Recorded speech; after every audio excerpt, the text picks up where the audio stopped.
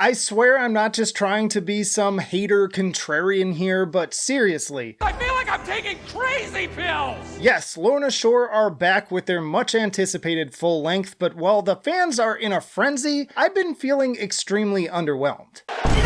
So I'm here to tell you why, while not without its strengths, I think that Pain Remains is one of the most overrated albums of 2022.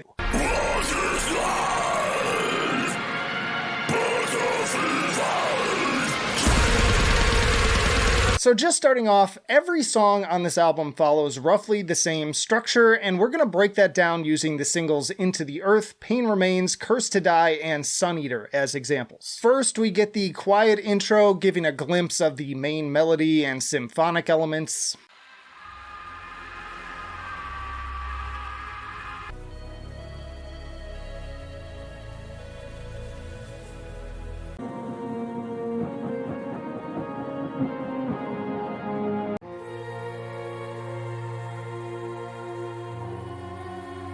The length of this varies from just a few seconds on Into the Earth to a pretty lengthy one on Pain Remains, more on that later. Then there's the initial explosion of going into the first verse. This is generally made up of a melodeath riff alternating fast picking and palm muting against an admittedly impressive display of blast beats.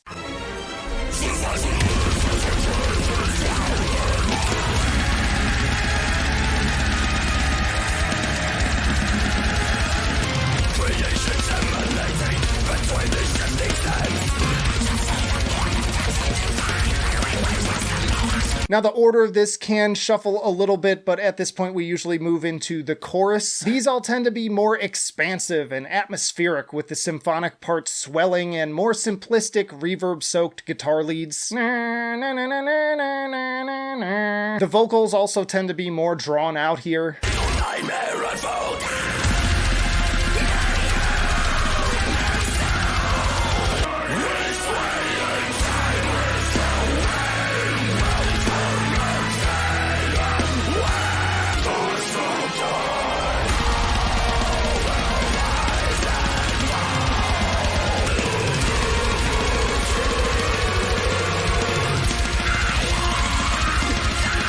They then rinse and repeat these elements a few times, often also throwing in another quiet section to further amplify the melodrama of it all. These next two elements sometimes vary in order, but let's start with a ripping guitar solo packed with enough sweeps to satisfy the Squizgar squig elves out there.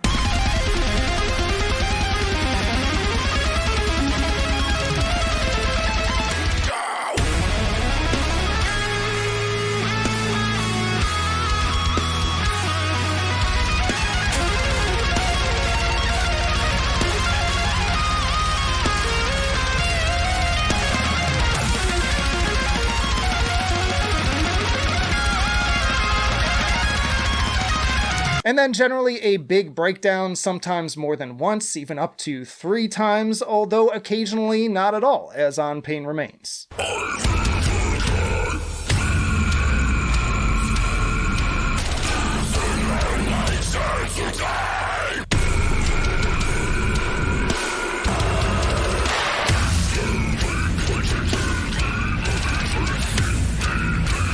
Now this structure in and of itself wouldn't necessarily be a problem, because plenty of bands kind of follow this typical blueprint, but you may have caught something else that makes the issue much more glaring here. All of these sections sound way too similar from song to song. Sure, there are some variations again in order and overall choice of melody, but the differences are pretty subtle. I recently made a video complaining about breakdowns starting to feel generic and redundant, but now we're talking about the whole of their songwriting. And even though I'm just using 4 songs to illustrate this point, I can confirm what the Discord was predicting in that you can use them to extrapolate a basic understanding of the album as a whole. Basically, every song is like this. So that means for over an hour, I feel like I'm almost listening to the same track on repeat. They're the same face!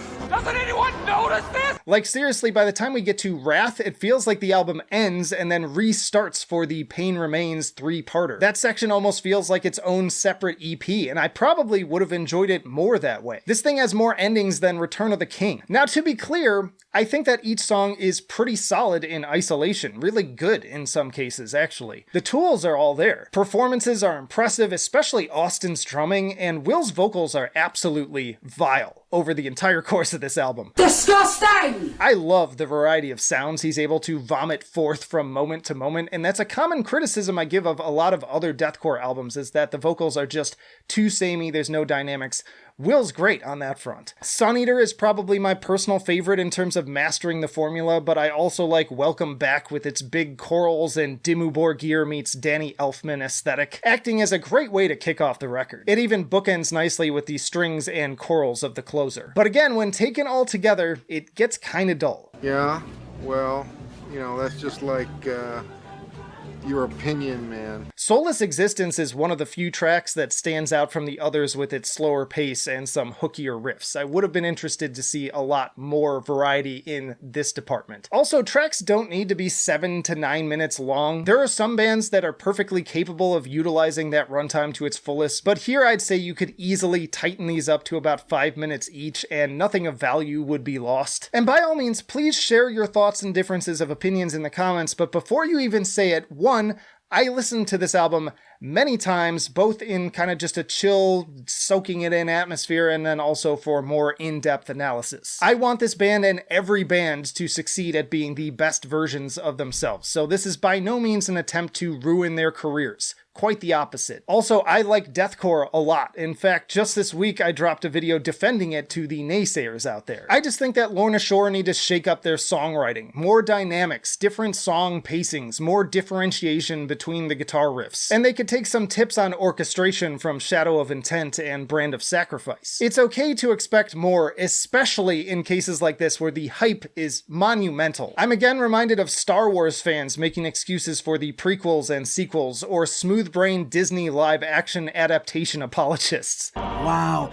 dude, Pride rock! Lorna Shore have the talent, and there's plenty to enjoy here. In fact, I'm certain most reviews are going to be far more positive than mine, maybe even hailing it as Album of the Year. I just think it could be better, is all. And before I get into my scores, might I also recommend checking out the highly underrated Cabal this month.